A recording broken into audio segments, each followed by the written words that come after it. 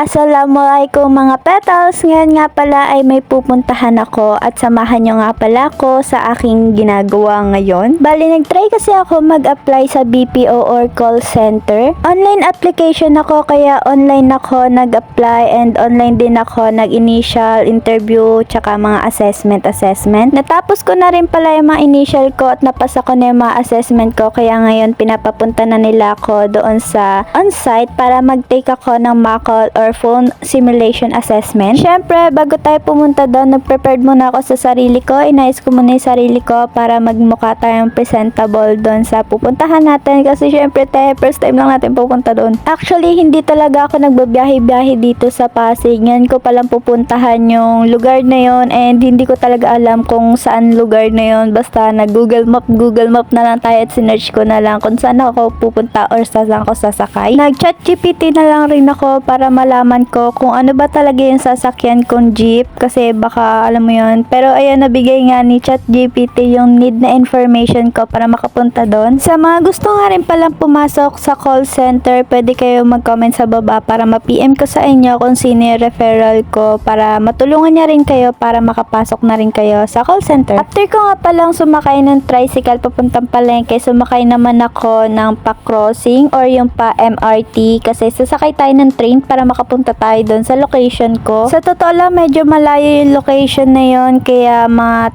3 biyahe ako papunta doon tas 3 biyahe rin pabalik. Good thing talaga sa akin kasi meron akong experience sa pagbabiyahe kasi napunta nga ako ng Cavite tas pupunta ng Pasig, Cavite, Pasig, ganyan. Kaya medyo nasanay na rin ako mapag-isa sa biyahe. Takot talaga ako magbiyahe-biyahe dati pero ngayon kailangan natin yan lampasan kasama yan sa pagiging adult part natin. Nakarating na pala ako dito sa Eton Cyberpod and eto na nga nakita ko na yung Pound Ever and pinaupo muna ako dito saglit and grabe ang konti ng tao, halos 3 lang kami and kinakabahan talaga ako yun hindi naman halata sa mukha ko diba pero kinakabahan talaga ako niya na mamawis na yung kamay ko and ito nga pala binigyan pala nila ako ng ID.